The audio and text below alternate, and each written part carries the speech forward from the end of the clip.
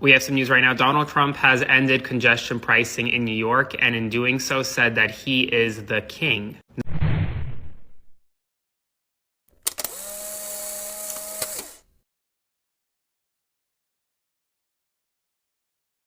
Welcome back to the channel. Today we are diving into a significant and contentious development. President Donald Trump's recent declaration of himself as the king following his administration decision to halt New York City congestion pricing plan. This move has caused a firestorm of reactions across the political spectrum. Let's get into it.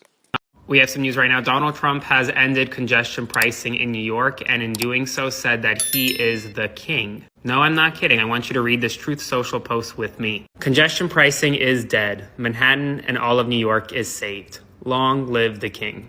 Yes, he's referring to himself as the king. Whether it's the king of Manhattan, the king of New York, or the king of the country, that's unclear, but this is his statement that was just released moments ago. Obviously, congestion pricing has been a controversial policy. A number of people are on opposite sides of the policy, and his Department of Transportation is now moving to end congestion pricing in New York City. Now, setting congestion pricing aside, because that is a policy that will be debated, a lot of people are concerned, based on that last sentence, long live the king. And alarm bells are now going off once again, based on the remarks made by Donald Trump. I'll do a full breakdown of this and more on my Substack shortly, which will be in my bio, so be sure to subscribe for free. As always, follow along for all the news that you need to know about. There'll be more to come soon, I'm sure. So I told you so. I told you it would not be a 4-year thing. Thank God he's human and he can die, but we're all screwed. You know, a while back, a friend of my brother's, before he passed away, said kings don't need to tell people they're kings. People just know.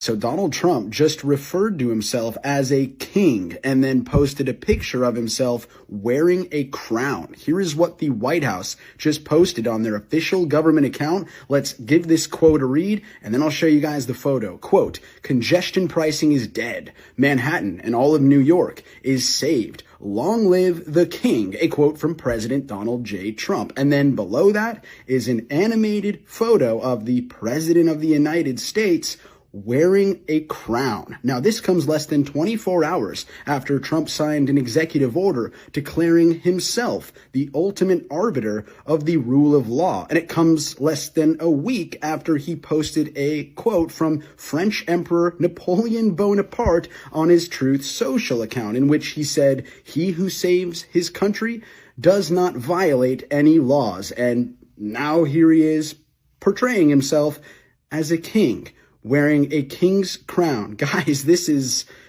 what the collapse of a democracy looks like. Actually, this is what a monarchy looks like, and this is unacceptable.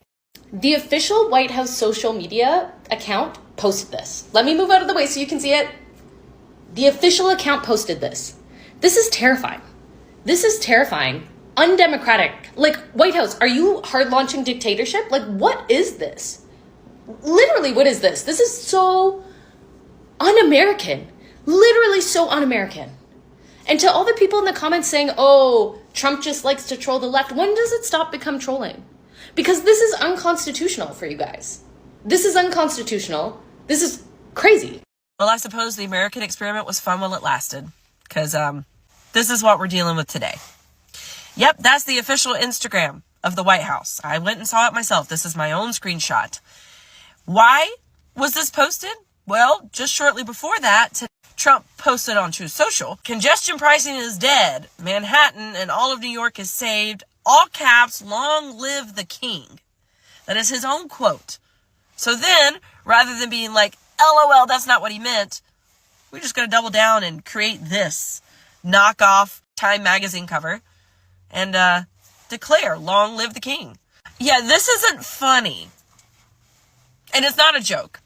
Everything that he says, you want to call it trolling. You want to call it funny. You want to call it so silly. You can't take him seriously. Guys, everything he says is testing the waters.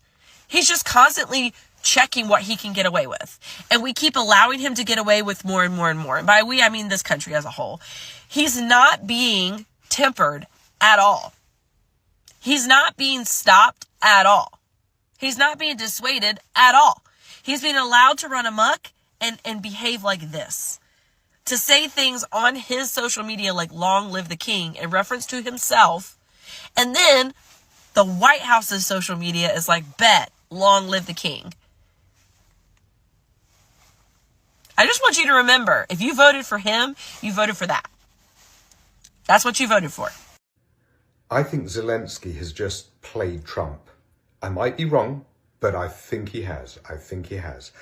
I think by going out there and saying that Trump is living in a disinformation space has baited Trump to then come back and react like Trump does with a war of words, accusing Zelensky of being a dictator and saying, frankly, ridiculous things. What does this achieve? It means that the US can absolutely not be a mediator in peace talks because it is being openly hostile with one of the parties. And that means all of Trump's plans in order to portray himself as the big third party who can come in and make a deal, he's blown it himself because he got baited into a war of words and everyone sees that he is actually on one side. And that means that it essentially is going to have to pull in other parties like Europe, like China, the States still, but the dynamics are totally different now. And Zelensky stood up to him and called him out. And Zelensky will also know that Democrats and Republicans alike within the US power structures think that the US should be supporting Ukraine to re-establish its sovereignty. So by baiting Trump out even further means that Trump is going to be in a mess with his own party at home. So it's a ballsy move, but at the same time, Zelensky didn't have much to lose after Trump made it pretty clear that he was just going to be echoing Russian disinformation and trying to get at Ukraine's resources. And in fact, this, I believe, and I thought this before I saw this war of words, I thought Russia had already messed up by being too effective with Donald Trump and implanting their thinking into Donald Trump too strongly, so it looks like the man is completely captured rather than coming to it from a different angle. So I think Russia have messed up and Trump has messed up, and Zelensky has put down a strong hand, and now the game just changes because it's not going to be on the terms that Trump was hoping to make it on. I have really bad feeling that the future of Ukraine is not really bright right now because of everything we hear in news from Trump. We are really upset and we a little bit hate him for this war. It will give for the Putin an opportunity to annex more our territory, just like it was in the Crimea. I think the biggest disappointment and fear for me to understand that these 3 years was waste of time, that we lose territories, we lose a lot of people, friends, relatives, and nothing changed, become even worse. This entire situation with Trump calling himself the king and the White House doubling down on it is beyond alarming. We are literally watching a former president who is once again in power openly embrace monarchical imagery, something that is fundamental un-American. The United States was founded on the rejection of monarchy. The whole point of the American Revolution was to break away from a king and establish a democratic republic. Yet, here we are in 2025 with a sitting president publicly referring himself as the king and his official White House account reinforcing that message. And to make it worse, this isn't just some one-off joke or a meme. Trump has been playing with authoritarian rhetoric for years. He's constantly pushing the boundaries to see what he can get away with, and every time people let it slide, he goes even further.